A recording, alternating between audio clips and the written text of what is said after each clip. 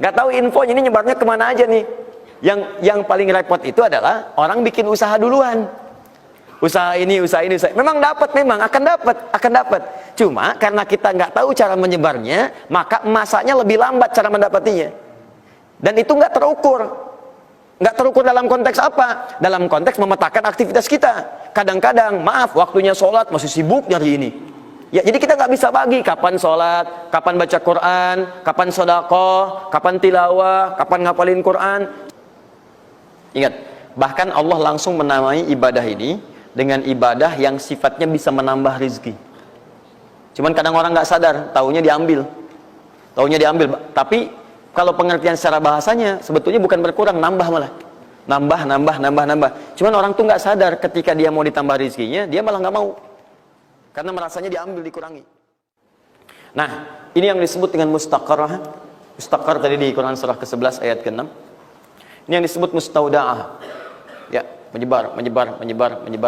Di mana dia tersembunyi itu? Hanya Allah yang tahu. Makanya antum kan beraktivitas kan? Ada yang berdagang, ada yang kerja jadi karyawan, jadi gini, di pengusaha macam-macam untuk mendapatkan apa? Itu yang menyebar ini.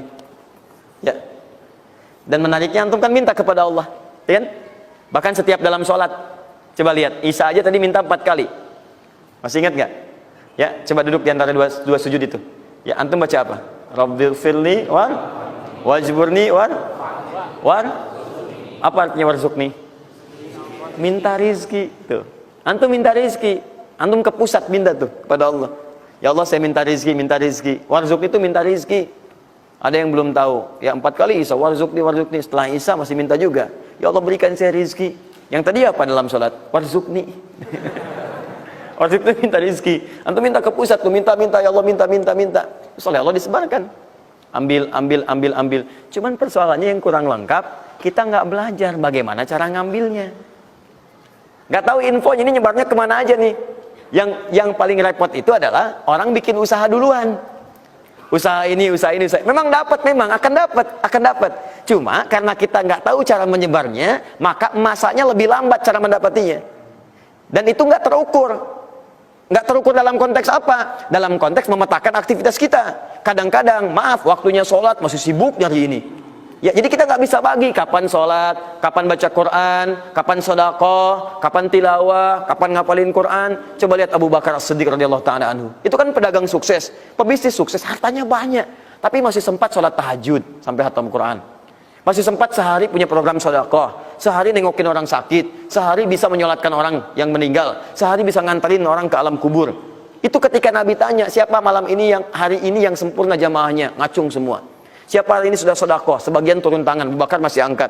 Siapa hari ini yang sudah membaca Al-Quran, beliau angkat. Siapa hari ini yang nengok orang sakit, beliau angkat. Siapa yang hari ini sudah mengantar orang ke jenazah ke kuburan, beliau angkat. Semua yang dikatakan Nabi, beliau angkat tangan. Nah, pertanyaan saya itu bagaimana cara manage aktivitasnya? Karena beliau tahu kunci rezeki itu ada di sini. Kalau nyebarnya ke sini.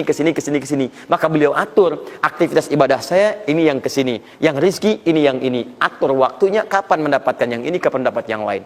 Yang paling dahsyat ini nanti yang akan kita bahas. Ada rezeki bahkan yang belum dicari, dia sudah datang min haitsu la yahtasib. Dari sisi yang tidak dia ketahui. Ya, nanti kita lihat dan kita buktikan dengan ayat-ayatnya. Satu, jenis pertama. Rezeki yang mutlak dicari dengan ikhtiar.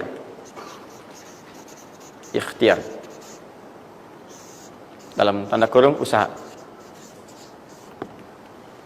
Dalilnya Quran surah 53 ayat 39. Quran surah 53 ayat 39. Ya, malam ini insyaallah saya buka pintu yang pertama adalah pintu ikhtiar. Ya. Ya, jadi antum kalau sudah tahu pintunya, nggak usah dari pintu ke pintu antum mengetok untuk menawarkan nama. Ya. Karena ada yang dari pintu ke pintu, ku coba tawarkan nama gitu. Nggak usah gitu. Udah tinggal antum ini kan aja ini. Udah. Satu, ikhtiar lewat usaha. Turunan dalilnya, turunannya. Satu, Quran surah kedua ayat 168. Kalau ingin dipercepat, Quran surah kedua ayat 172. Kalau pengen lebih cepat lagi, Quran surah ke-7 ayat 96. Deh. Sampai sini. Nah, kalau terjadi semacam terlihat ya pelambatan, maka ada teori. Jangan dilihat sebagai pelambatan, tapi dilihat sebagai percepatan akumulasi. Ya, akumulasi supaya terkumpul lebih banyak pada saat antum membutuhkannya. Ya, nanti kita lihat dalilnya di Quran surah 46 ayat ke-15. Ya, ini